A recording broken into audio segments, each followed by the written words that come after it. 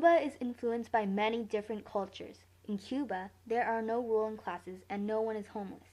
Mostly everyone works for the government. People in Cuba are highly educated, but they don't have many opportunities to travel around the world. There is also not a lot of violence. Cubans try to take care of their environment by farming organically, using crop rotation, organic fertilizers, and pest management. The government has been trying to clean the polluted Havana Bay. The government has also created national parks, nature reserves, biosphere reserves, and botanical gardens. The animals there are being cared for as well. Art is very important, as well as music. Paintings of rural and urban landscapes are popular themes, such as scenes of the city or the corners of a street. Other themes are the world's problems and the environment.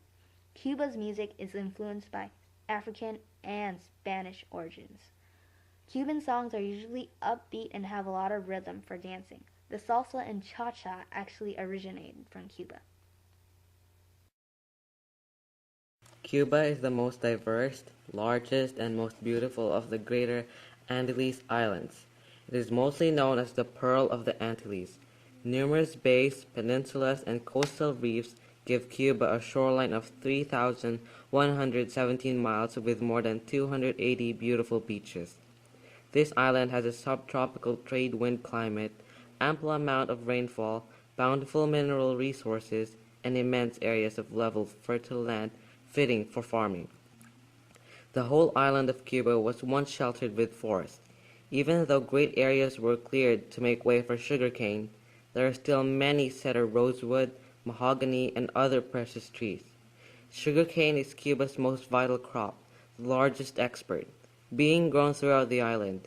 Tobacco, the second most important crop, is grown on small farms requiring exhaustive cultivation.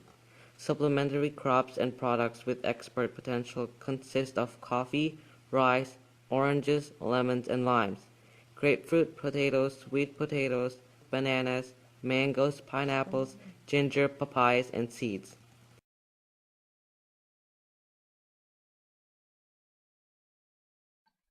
Cuba was first discovered by Christopher Columbus in 1492, leading to the invasion of the island by the Spanish. Colonialism soon began to develop, and sugarcane was and still is a major part of the country's economy. In December of 1898, America took over Cuba after the Treaty of Paris. After a series of power struggles, Army Chief Batista became the president and later dictator of Cuba. However, the people disliked this regime and the country was once again in turmoil as a new leader, Fidel Castro, came to power. With Fidel Castro in power, the country became communist, which later led to the U.S. being one of Cuba's main opposers. Tensions rose in the 1960s with the U.S. finding Soviet missiles in Cuba. An agreement was signed between the Soviets and the U.S., and the Soviets removed their missiles. However, tensions were still high between the communist government of Cuba and the capitalist government of America. A law was soon passed by Congress which cracked down hard on companies that dealt with Cuba. And even till today, this policy is still implemented.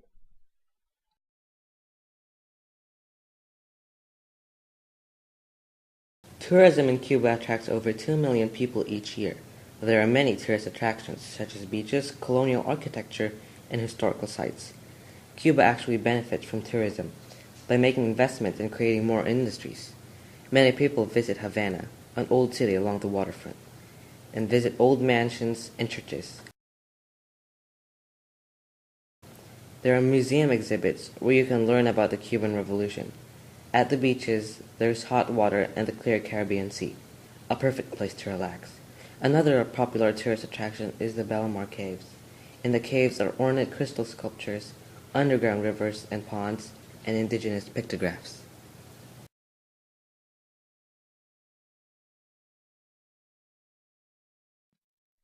The GDP of Cuba is $50.1 billion, while the GDP per capita income is $4,450.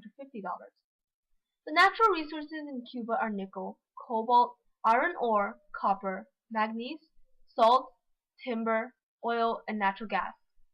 The main agricultural products are sugar, citrus, tropical fruits, tobacco, coffee, rice, beans, meat, and vegetables. The trade exports take in about $3.68 billion. The money is mostly made from nickel and cobalt, oil and oil derivatives, pharmaceutical and biotech products, sugar and its byproducts, tobacco, seafood, citrus, tropical fruits, and coffee. $1 equals about 93 cents of a Cuban peso.